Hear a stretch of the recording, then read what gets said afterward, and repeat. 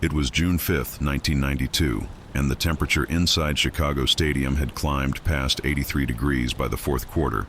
The arena had no air conditioning, a fact that the building's architects in 1929 had not considered a deficiency because in 1929 no one scheduled basketball games in June. But the NBA had grown and the playoffs had stretched, and now here was the Madhouse on Madison in the first week of summer, packed to its listed capacity of 18,676, and the body heat of that crowd, combined with the television lighting rigs that hung from the rafters, had turned the upper deck into something approaching a sauna. Down on the floor, where the game was being played, where the parquet ran its full length between baskets, the temperature was cooler by 6 degrees, which meant it was still 77 degrees on a basketball court where 10 men had been running for the better part of 3 hours across 7 games in 11 days. The court itself showed the evidence of the evening in the long sweat streaks that the players had deposited on the maple, which the ball boys blotted during timeouts with white towels that came away gray. The Knicks towels stayed on the bench. The Bulls towels went to the ball boys and came back and went to the bench again. Every timeout was a conversation about survival. This was Game 7 of the Eastern Conference semifinals between the Chicago Bulls and the New York Knicks. And the word that appeared most frequently in the pre-game coverage, in the newspaper columns, in the radio commentary, was the word physical. It was a polite word for what this series had actually been, which was a series of systematic beatings administered by a Knicks team that Pat Riley had built specifically to make life in the paint unreasonable for whoever tried to live there. Riley had come to New York from Los Angeles 2 years earlier, with a philosophy his players described privately as organized violence applied within the laws of the game. His Knicks led the league in personal fouls that season. Their starting lineup averaged a collective 241 pounds per player, and the specific player assigned to Michael Jordan was a man who occupied both the statistical and physical extremes of that design. Xavier McDaniel had arrived in New York by trade from the Seattle Supersonics, and he had arrived as someone the Knicks had identified as suited for the work Riley needed done. He stood 6 feet 7 inches tall and weighed 260 pounds, and he wore the weight not as ballast, but as architecture, the kind of musculature that suggested function rather than display. He had been a physical forward his entire professional career, a player who understood that his primary value was not his scoring, which was real and respectable, but his capacity to make the experience of playing near him sufficiently unpleasant that offensive players began making different decisions. He shaved his head at a time when very few NBA players did, and the effect, combined with a baseline expression of absolute indifference to the preferences of other people, gave him a quality that opponents described in terms that sounded more like geography than basketball. He was a wall. He was a thing in the landscape you could not go through. Through 6 games of this series, he had fouled Jordan 9 times, drawn charges twice, and in Game 4 had applied a screen on a Jordan drive that sent Jordan into the shot clock stanchion. Jordan had gotten up, gone to the free throw line, made both shots, and looked at McDaniel with an expression that McDaniel later described, in his natural blunt register, as the look of someone who had just added your name to a list you did not want to be on. But the list had not been settled yet as of Game 7. Through 6 games, the teams had split, 3 apiece, and no single performance had been definitively decisive. Jordan had scored 42 in Game 2 and 36 in Game 5, numbers that in any other context would have meant the Bulls were not in a 7th game. But the Knicks had answers, not because they could match Jordan's talent, but because they could match his body, meeting every attempt at the basket with a physical consequence that accumulated across a series the way interest accumulates on a debt. Jordan's left shoulder had been strained in Game 5, not structurally, but the kind of strained that sends a small bright message of protest through the joint every time you raise the arm above shoulder height. He said nothing about it publicly. The conversation with Phil Jackson after Game 5, conducted with the trainers present and the door closed, ended with Jordan saying they would talk about it again after Game 7. He taped the shoulder differently before the 7th game.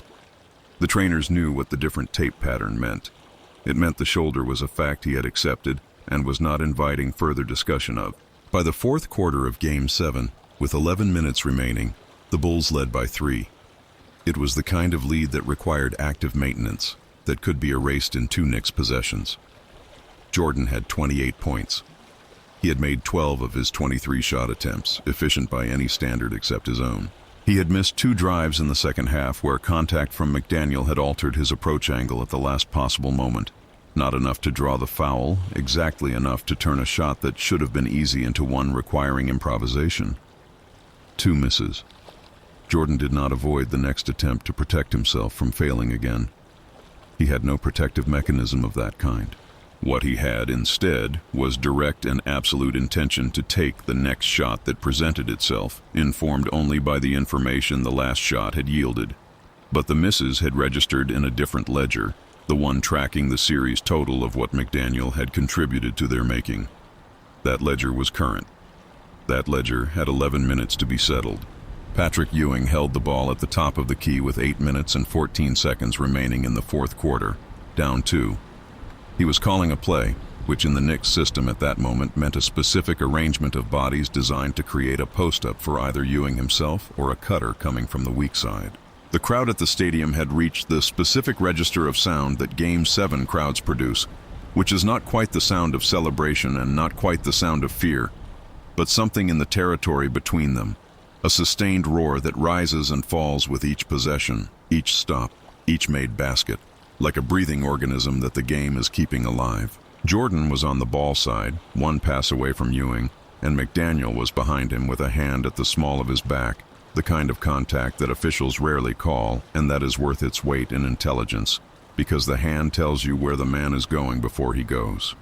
McDaniel had been doing this all series, the hand at the back, the body positioned slightly in front of the driving lane, the subtle encouragements toward the left, toward the baseline, toward the places where Ewing could help, and where Jordan's percentage from the field dropped by 11 points relative to his right side numbers.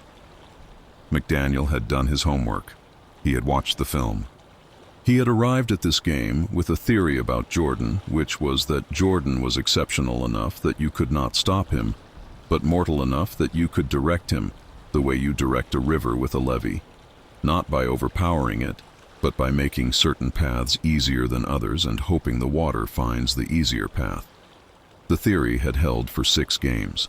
It had held for 41 minutes of Game 7. There were 8 minutes remaining in which to hold it, and Ewing was calling the play, and the hand was at Jordan's back, and the crowd was breathing, and then the play broke down. The Knicks cutter was late, 1 half-step late, which in Game 7 basketball in the 8th minute of the fourth quarter with a 2-point deficit is not a minor error. It is the error that collapses the designed structure of a possession and leaves the players inside it to improvise in real time. Ewing recognized it and held the ball, and the Bulls' defense, reading the stall, compressed toward the paint, which meant the passing lanes that had existed 3 seconds earlier no longer existed in the same configuration. Ewing reset. He swung the ball to John Starks on the wing. Starks drove baseline, found no path, kicked it back. The clock showed 15 seconds on the shot clock. 12. The ball moved to the corner, came back to the top. 8 seconds. And then someone, working through a secondary option that the Knicks had used sparingly in the series precisely because using it sparingly meant it might be available when it mattered most, lobbed the ball into the short corner on the right side for McDaniel, who had slipped from behind Jordan during the ball movement and positioned himself in the post with his back to the basket.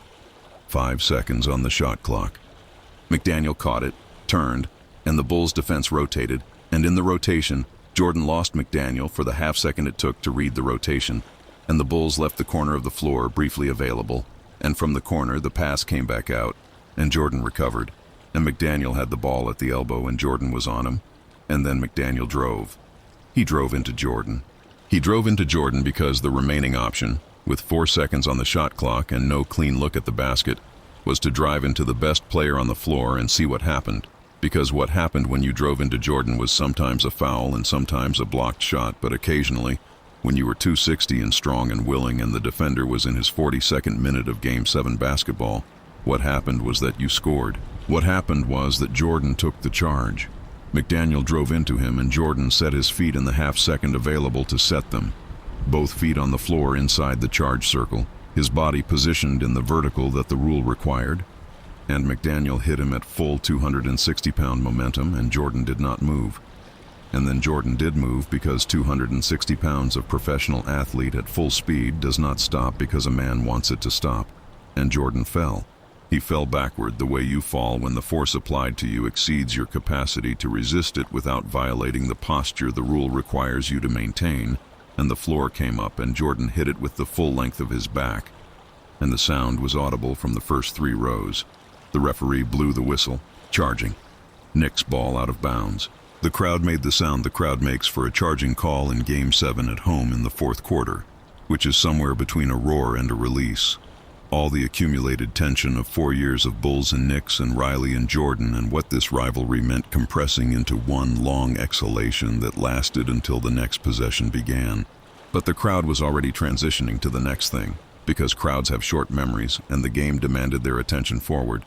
And what they missed in the transitioning was what happened in the 4 seconds after Jordan hit the floor. He lay there. He lay flat on his back with his arms at his sides and his eyes open and his chest moving in the way that chests move when a body is processing something more complicated than simple oxygen debt, when the lungs and the muscles and the nervous system are all engaged in a negotiation about what comes next.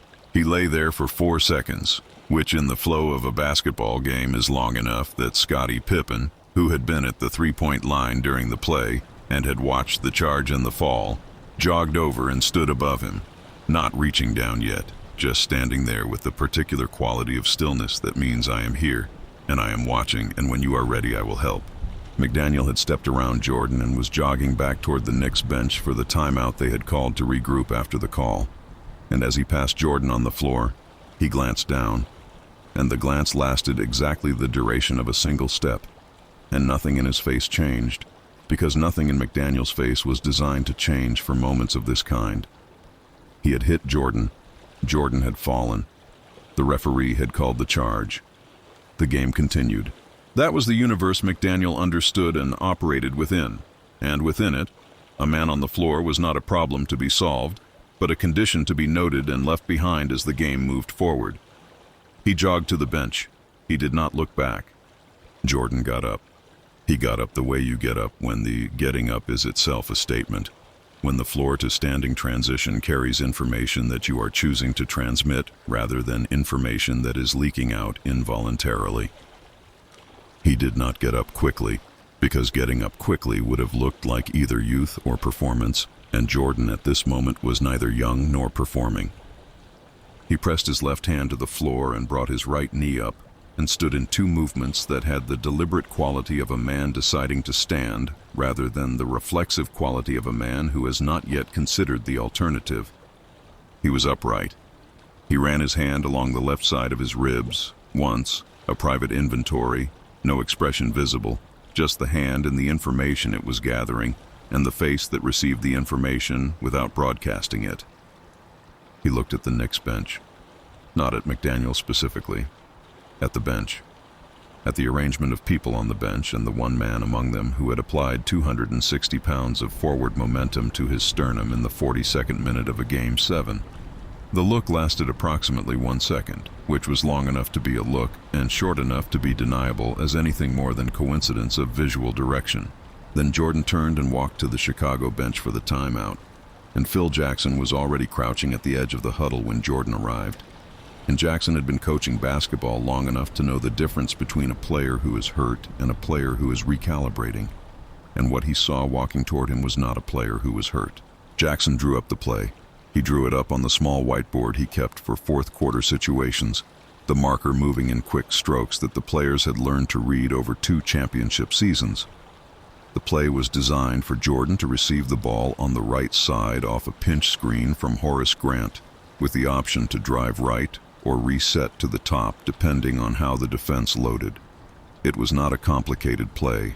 It was designed to get Jordan the ball in a position where he had decided in advance what he was going to do.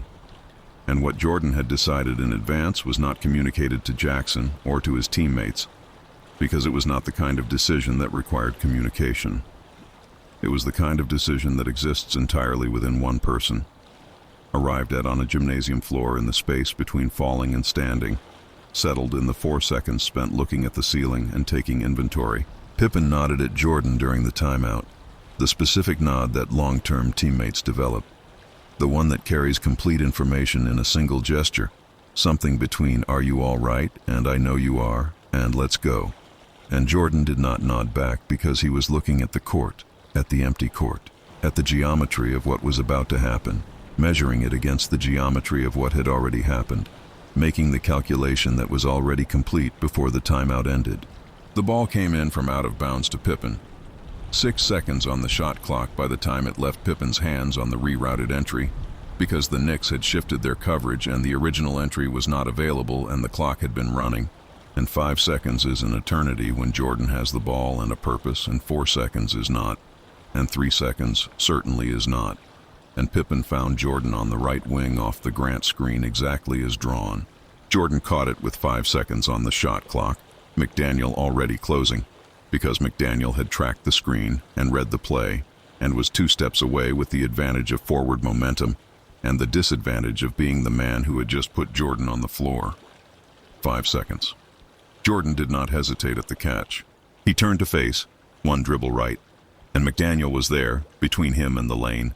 260 pounds of solved problem waiting to represent itself, and the crowd was up in the way that Game 7 crowds go up when the best player has the ball with the shot clock dying, not in the sudden burst of a made shot, but in the sustained lift of an approaching moment. 4 seconds. Jordan pump faked and McDaniel did not leave his feet, because McDaniel had studied enough film of Jordan to know that the pump fake was a negotiation tool, not a commitment, and that leaving your feet against Jordan's pump fake was the same as signing a document that he had written and you had not read. McDaniel did not leave his feet. He stayed grounded, both feet, and he had his hand up, and he was correctly positioned, and he had done everything correctly, and then Jordan stepped through. The step through was not in the film. It was not in the 6 games of this series, not in the 4 years of this rivalry, not in the defensive preparation McDaniel had brought to this game. It was not there because Jordan had not needed it yet against this exact configuration of circumstances. But he had the move in the library. He had built the library across 10 years of competitive basketball, going back to Laney High School in Wilmington, North Carolina, where a young man cut from the varsity as a sophomore began constructing, move by move, a vocabulary that would make him impossible to speak back to. The step-through had been filed away with the precision of someone who understands that what you do not yet need today may be exactly what you need on a June night in the 42nd minute of a Game 7. Jordan stepped through McDaniel's grounded stance, the left foot finding the floor inside McDaniel's right foot, the body turning in the same motion, and the ball went up from the interior space that the pump fake had created and that McDaniel's correct positioning had left open in a dimension he had not accounted for.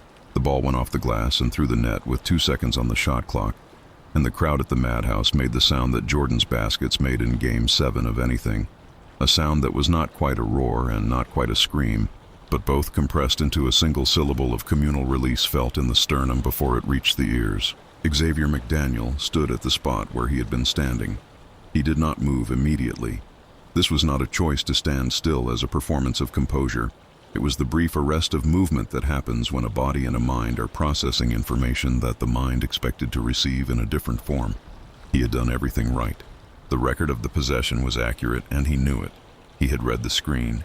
He had tracked the catch. He had not left his feet on the pump fake. He had kept his hand up. He had kept his feet planted.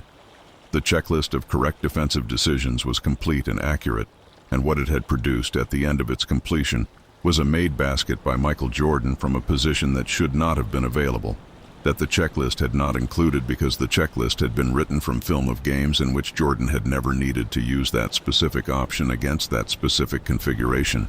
He turned and walked toward the Knicks bench, and Pat Riley was already standing with his arms crossed and his jaw set, in the way that Riley's jaw set when the game was doing something he did not like and could not immediately fix. And McDaniel sat down and looked at the floor. Not at Riley, not at his teammates, not at the replay on the scoreboard. At the floor. And what was happening while he looked at the floor was the thing that always happened in this series, in this rivalry with this man, which was that the architecture of his self-understanding was being quietly revised. He was not weak. He was not outworked. He had not made errors. He had simply encountered, in the 42nd minute of a Game 7, the specific product of 10 years of accumulated competitive obsession applied to the exact problem of his resistance. And the product was something the film had not predicted, and the preparation had not prevented, and the floor of the Knicks huddle was the only honest place to look while that revision was being made. Jordan made the free throw. He had been fouled, the contact coming a fraction of a second after the release, McDaniel's hand arriving at Jordan's wrist at the moment the wrist was already completing its follow-through, and the referee called it, and Jordan went to the line. He bounced the ball 3 times. He always bounced the ball 3 times. In the gymnasium at Laney High School in 1981, in practice gyms across the University of North Carolina in 1982 and 1983 and 1984, in arenas across the NBA from 1984 forward, the ball had bounced 3 times before every free throw, the ritual so embedded in the muscle memory of the act that it had ceased to be a ritual and become simply the way free throws began.